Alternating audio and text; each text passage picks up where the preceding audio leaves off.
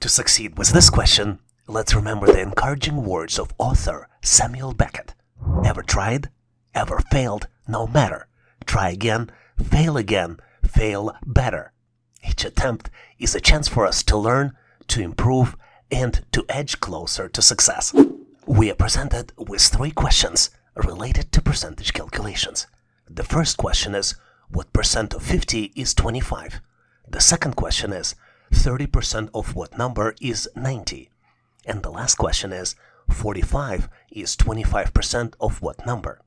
You need to calculate the results and select your answer out of 4 possible choices. Choice A, 40%, 300 and 200. Choice B, 50%, 200 and 180. Choice C, 50%, 300 and 180. And last but not least, choice D, 50%, 300 and 280. It's likely you might be expecting a remark from me on the question's difficulty. Well, I would agree. It's not an easy solve type of problem, just like a lot of things on our journeys.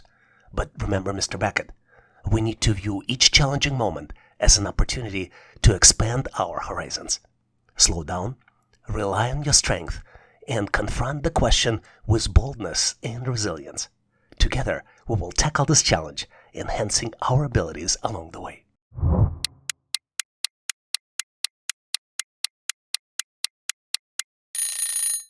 Time's up. Are you ready to show your answer?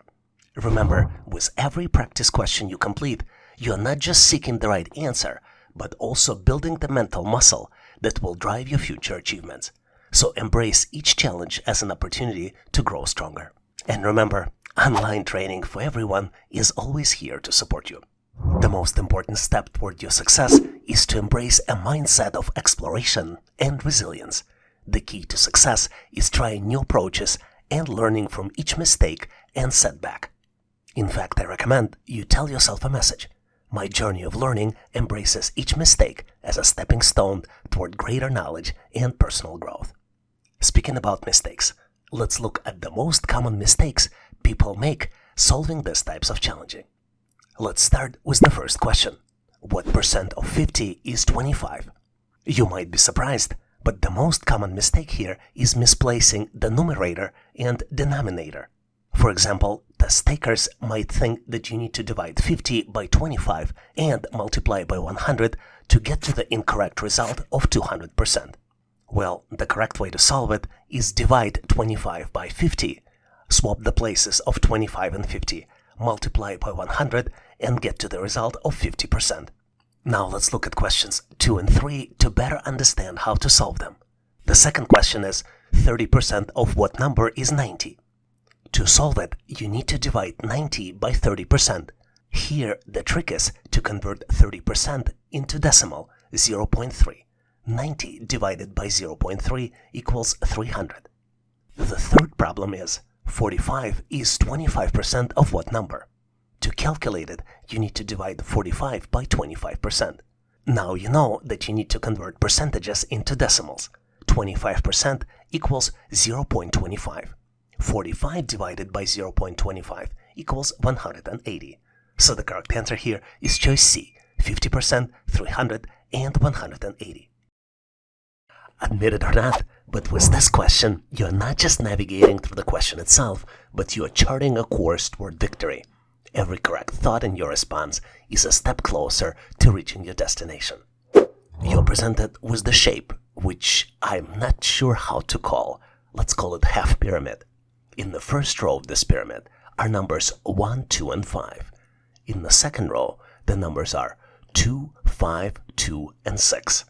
And then in the third row, the numbers are 3, 1, 0, 1, 0, and then comes the missing number, which you need to calculate and select out of 4 possible choices. Choice A, 0. Choice B, 1.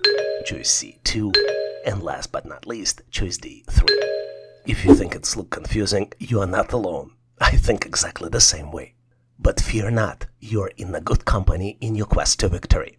Whether you're a seasoned problem solver or just starting out, I have confidence in your abilities. Pause for a moment, channel your inner creativity, and let's conquer this challenge side by side. Your solution is just around the corner.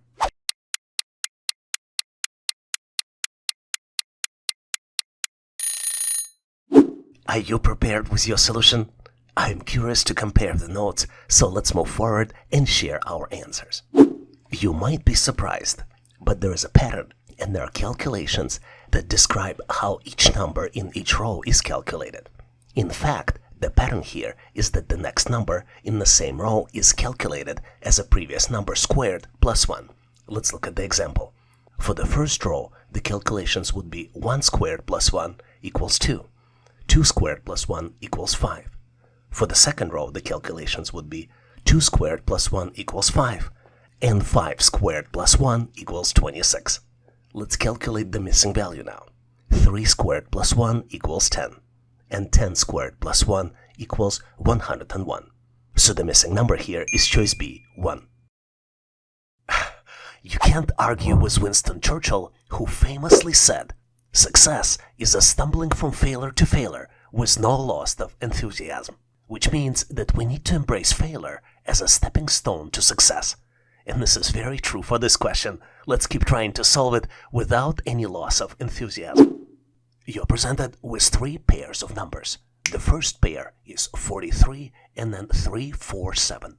The second pair is 57 and 7512. And then the third pair only has the first number, which is 89. And you need to calculate the second number in the pair, which could be selected out of 4 possible choices. Choice A, 9817. Choice B, 9823. Choice C, 8919. And choice D, 8757. Are you feeling a bit overwhelmed by this question? Well, I feel exactly the same way. But remember Winston Churchill.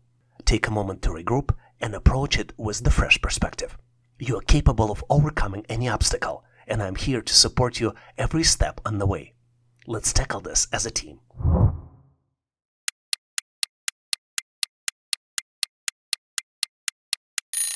Are you eager to present your solution? Let's start exploring and see where our paths converge. And if uncertainty creeps in, stay positive. Every question tackled, regardless of the outcome, contributes to your learning journey. The trick with this question is that the pattern is very simple but not very obvious.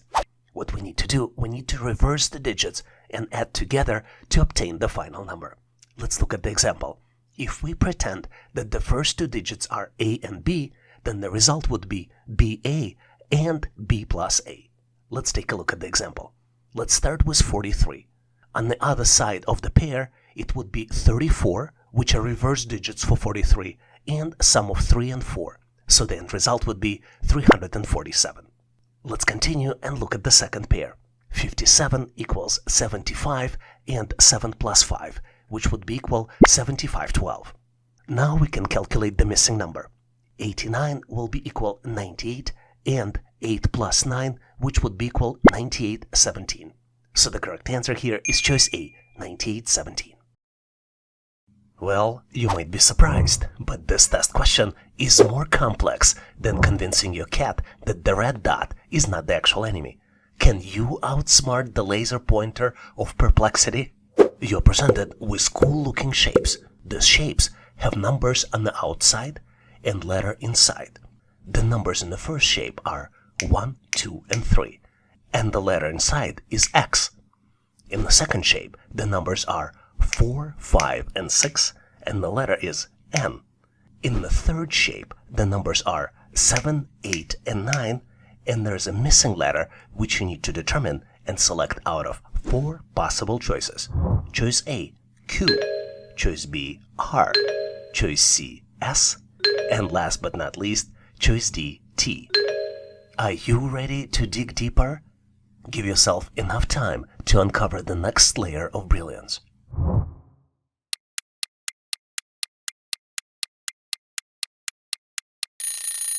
I have full confidence that you've got the answer. But just in case, make sure you grab your thinking cap on this expedition. We're about to explore the twists and turns of your next brain teaser. As you might have guessed, the trick here is to determine the pattern. And the pattern here is extremely simple. The letter inside the shape is the last letter of the word which represents the sum of all the numbers. Let's look at the example. In the first shape, the numbers are 1, 2 plus 3. The sum of 1, 2, and 3 is 6. This is why the letter inside is X. In the second shape, the numbers are 4, 5, and 6. 4 plus 5 plus 6 equals 15, and the letter on the inside is N. Now it's easy to calculate the missing letter. 7 plus 8 plus 9 equals 24. The last letter of words 24 is R, so the correct answer here is choice B, R. It's a puzzle time, and this one is more perplexing than teaching a goldfish how to play chess. You're presented with 4x4 matrix. One of the values in matrix is missing. The values that's there are, starting with row 1, are 7, 2, 1, and 9. Row 2 has 8, 5, 0, and 3. Row 3 has numbers 4, 3, 1, and 7. And row 4 has numbers 5, 2, 0, and then comes the missing number, which you need to calculate and select out of 4 possible choices. Choice A, 1, choice B, 2, choice C, 3, and choice D, 4. Examine this problem closely to see if you can get to the correct solution.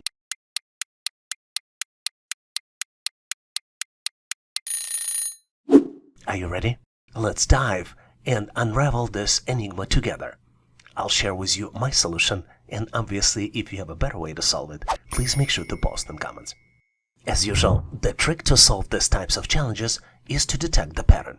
To help us detect the pattern, let's break down the 4x4 matrix into columns and rows. Let's number rows as 1, 2, 3, and 4, and let's number the columns as A, B, C, and D. What's unusual about this puzzle is that values in column C define the sign for math operation. The value 1 is equivalent of addition, and value 0 is an equivalent of subtraction. Once you know this rule, you can calculate the value in column D based on the math operations to the values in columns A and B. Let's look at the example. To make it easy, let's substitute the numbers in column C with the math operations.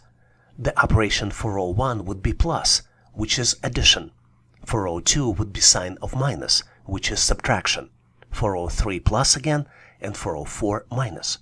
To calculate the values in row 1, we need to add 7 plus 2, and the result would be equal to 9.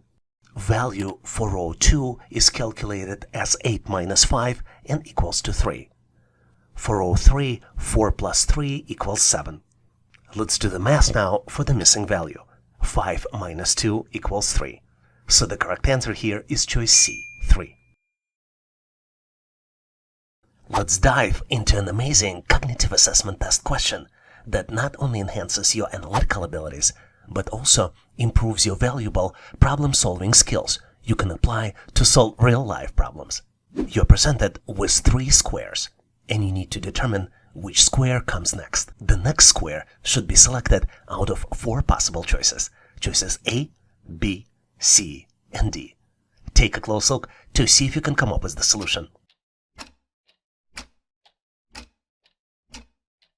Well, after close examination of all the choices, I think I got my answer, and I'm ready to unravel the problem-solving techniques together with you. I also think I have a tip for you on how to solve these types of challenges, and obviously invite you to share your brilliant ideas on how to solve it in comments so we can all learn. Our goal is to get to the solution in 4 simple steps. Let's start with the step 1. In step 1, we need to analyze the original sequence of squares to find the pattern. Let's take a close look at what we have. Even though all objects are squares, the 2 squares are 4x4, and the 3rd square is 5x5. We also can see that all shapes have alternating colors. But you can see that the first shape starts with the darker square in the upper left corner, and the second square starts with the lighter square in the upper left corner. Now it's time to go to the step 2. In step 2, we need to visualize the final shape. Based on what we've just learned, our final shape should be 5x5 in size, with alternating colors, and should have a lighter small square in the upper left corner. There are 2 choices that match this option, choices B and C. Let's jump to step 3 and eliminate the incorrect options. Let's closely look at options B and C to examine options that are incorrect. As you can see, the option C is incorrect because the choice D2 is the extra dark object, which creates a cross. And this leads us to step 4, where we need to verify our answer. Once we've determined that what we believe is the final shape, let's double check it by comparing to the provided choices and ensure that it matches the pattern and colors to complete the shape. As you might have guessed, the correct answer here is choice B, because it matches all the criteria and continues the sequence. Solving this challenge reminded me of an old joke. The car said to the plane, "They say comparing our speeds is like comparing apples to oranges." And the plane's response was, "Well, at least I'm flying high while you're down there dealing with the traffic jams." With that in mind, here's the problem we need to solve. A car takes 3 hours to travel 210 miles, while a plane covers 1,260 miles in 2 hours. By how many times is the plane faster than the car? And you have 4 choices to choose from. Choice A, 6 times. Choice B, 7 times. Choice C, 8 times. And last but not least, choice D, 9 times. Joking aside, I gotta tell you, whether you're a current subscriber actively tackling challenging questions on this channel, or an occasional visitor trying to learn new skills and considering a subscription in the future, I have complete faith in your ability to overcome and solve this challenge. Just be sure to grant yourself enough time and think out of the box.